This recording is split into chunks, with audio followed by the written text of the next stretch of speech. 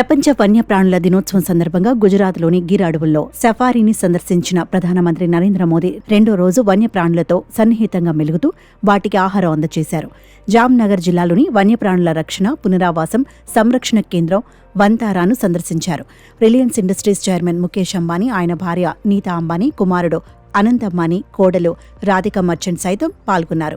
వన్యప్రాణుల పునరావాస కేంద్రంలో ఆశ్రయం పొందుతున్న వివిధ జాతుల జంతువులతో ప్రధాని సన్నిహితంగా మెలుగుతూ అక్కడి ఆసియా సింహం పిల్లలు, తెల్ల సింహం పిల్లలు, అరుదైన క్లౌడెడ్ చిరుత పిల్లలకు స్వయంగా ఆహారం అందజేశారు. ఇందుకు సంబంధించిన వీడియోలు, ఫోటోలు మోదీ అఫీషియల్ యూట్యూబ్ హ్యాండిల్లో షేర్ చేశారు.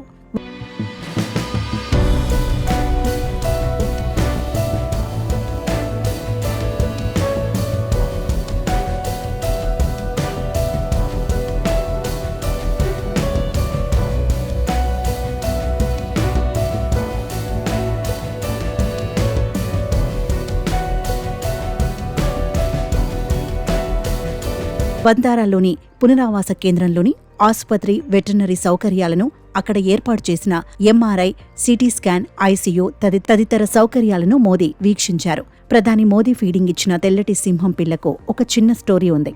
పెద్ద సింహాన్ని సంరక్షించి పునరావాస కేంద్రానికి తరలించిన తర్వాత దానికి ఈ పిల్ల పుట్టింది. ఆసుపత్రిలోని operation theatre, life saving surgery జరుగుతున్న మరో చిరుతను మోదీ సందర్శించారు. హైవేపై కారు గుద్దడంతో తీవ్ర ప్రాణాపాయ పరిస్థితుల్లో ఉన్న ఈ చిరుతను పునరావాస కేంద్రానికి తెచ్చారు. సర్కస్ నుంచి కాపాడి పునరావాస కేంద్రానికి తీసుకువచ్చిన గోల్డెన్ టైగర్, 4 స్నో టైగర్లతో మోదీ కాసేపు ఎదురెదురుగా కూర్చొని సన్నిహితంగా మెలిగారు. పునరావాస కేంద్రంలోని అతిపెద్ద కొండ చిలువ, 2 తలల పాము, 2 తలల తాబేలు తదితర వన్యప్రాణులతో కొద్దిసేపు గడిపారు. ప్రపంచంలోనే అతిపెద్ద ఎలిఫెంట్ ఆసుపత్రిని కూడా వంతారాలో ఆయన సందర్శించారు. అక్కడి వైద్యులు, సహాయక సిబ్బంది, వర్కర్స్తో సంభాషించారు.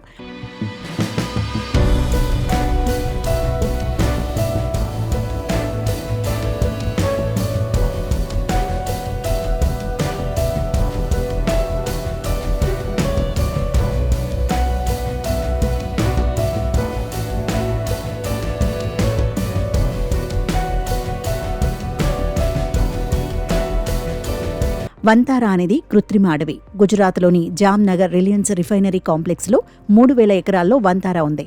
ఇక్కడ 25,000 చదరపు అడుగుల విస్తీర్ణం ఏనుగుల కోసం ప్రత్యేక ఆసుపత్రి కూడా ఉంది. ప్రపంచంలోనే ఇది ఏనుగుల కోసం ఏర్పాటు చేసిన అతిపెద్ద ఆసుపత్రి. ఇందులో 2,000 వన్యప్రాణులను సంరక్షిస్తున్నారు. వంతారాలో 2,000కు పైగా ప్రత్యేక జాతుల జంతువులు ఉన్నాయి.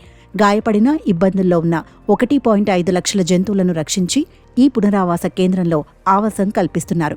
2,100 మంది నిపుణులైన సిబ్బంది ఇందులో పనిచేస్తున్నారు. వీరు జంతువుల పరిరక్షణతో పాటు వన్యప్రాణుల సంరక్షణ, బయోడైవర్సిటీ ప్రాధాన్యతపై విజిటర్లలో చైతన్యం తెస్తున్నారు.